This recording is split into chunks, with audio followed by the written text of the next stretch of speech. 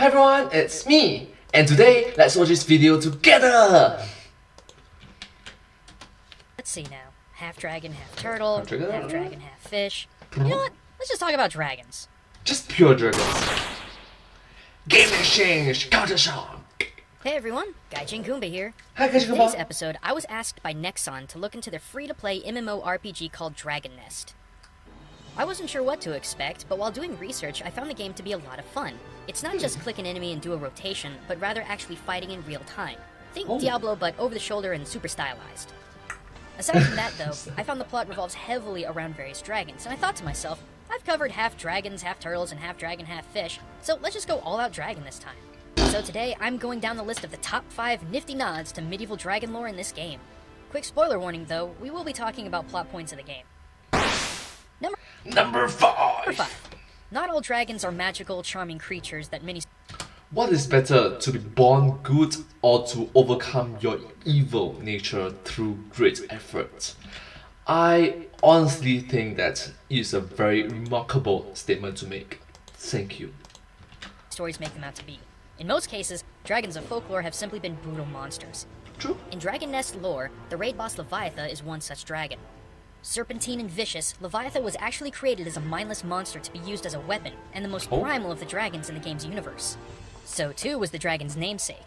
In the Old Testament book of Job, the Leviathan was defined with some rather terrifying details. Any hope of subduing him is false. The mere sight of him is overpowering. No one is fierce enough to rouse him. Who dares open the doors of his mouth ringed with his fearsome teeth? His back has rows of shields tightly sealed together, each one so close to the next that no air can pass between. Isn't that called a skill? I could go on, but let's just say there are 34 verses talking about how horrible and brutal this beast is. And when it comes to Leviatha, it seems to match up with the monster of scripture pretty close when it comes to ferocity and brutality. Number 4. Number 4! The Black Dragon Velskud. According to what I found in the Oxford Dictionary of Superstitions, yes, that's an actual book, black animals tend to be referred to as being the absolute of that animal, an alpha of the species, if you will. But the black dragon is not only top of its species, it's thought to be the most deceptive and evil compared to the other colors, capable of disappearing into shadow, stealing up any treasure or food it desires. Interestingly enough, this is pretty darn close to Dragon Nest's depiction of the black dragon too. In-game, the original black dragon was a perfect creation from the ancients and the most powerful of all dragons. Its evil and power couldn't be contained and went on a rampage that required 6 of the world's most powerful warriors to stop it. Velskud, now the newest incarnation of the Black Dragon, works in the shadows as a Black Knight to steal the power of the ancestor of the ancients, Rose. In both game and cultural context, both Black Dragons are not only evil by nature and the strongest of all dragons, but both are deceptive by their very nature, working in the dark away from the eyes of the world to reach their goals. Number 3. Number 3! Argenta, the Silver Dragon.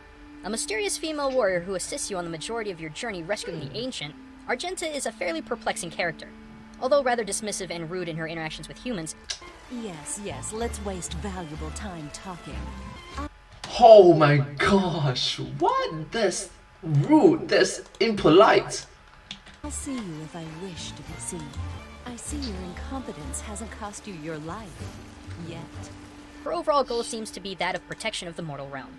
And how does this coincide with medieval lore? Quite close, actually. Silver itself symbolizes intellect, security, and maturity. And this wraps up Argenta's character quite nicely. Concerned for the plight of the world that you, the player, know so little about, and at the same time, talking to you and others as if they were children, not mature enough to understand the magnitude of the Black Dragon's threat. Have you lost your mind? The Black Dragon will eat all of these mortals for lunch. What? This is our business, not theirs. The world must stand united if we are to face this foe. Says who? This will end in pain. Surely you can see that. It's their fight as much as it is ours. Fine, but whatever happens next is on your head. As for the Silver Dragons themselves, Why such a Karen? they've had a unique connection to lady warriors. And while technically genderless, Argenta chooses the human form of a woman when interacting with people. Number 2. Number 2! Jiran, the Gold Dragon. Leader of the original 6 heroes that sealed away the first Black Dragon, Jiran is the very definition of a righteous stalwart protector, while his golden dragon form gives off a vibe of a benevolent creature instead of an evil one. In parallel, gold has symbolism not only for wealth, but also masculinity and divine power. When Jiran fights, it's very obvious there's some sort of holy power emanating from him. But the larger connection comes from Jiran's dragon form and its close physical relation to the Chinese benevolent creature Zia, a dragon-like creature with the body of a lion and covered My gosh, yeah, good thing that you put that three that you're gonna butcher the name. in scales. According to Chinese folklore, this creature had the power to always discern the innocent from the guilty, and eventually became the symbol of righteous justice. And personally, I think such a description really fits Jiran, who's been trying to bring justice against the Black Dragon's incarnations for years. Number 1. Lusters. These are the gems used in games to create stat-enhancing quests and weapons. However, these gems are also what house a dragon's soul and power. Humans merging with the dragon's luster grants them immeasurable power and even turns them into dragons. This is not so unlike traditional folktales. Dragon's blood and other aspects of their essence granted humans magical powers in these stories. For example, in Siegfried, a late 1800s German opera, Siegfried himself, after slaying a dragon, drinks its blood, which allows him to communicate with the forest birds. Interesting stuff, huh?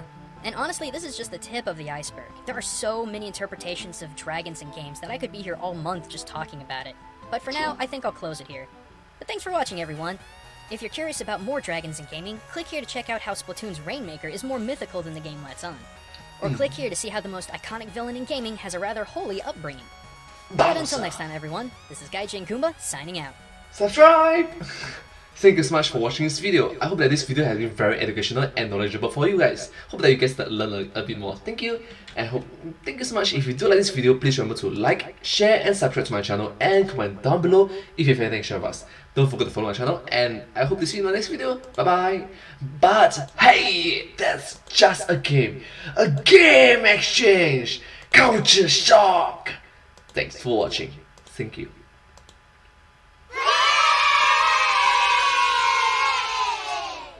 Subscribe! Thank you!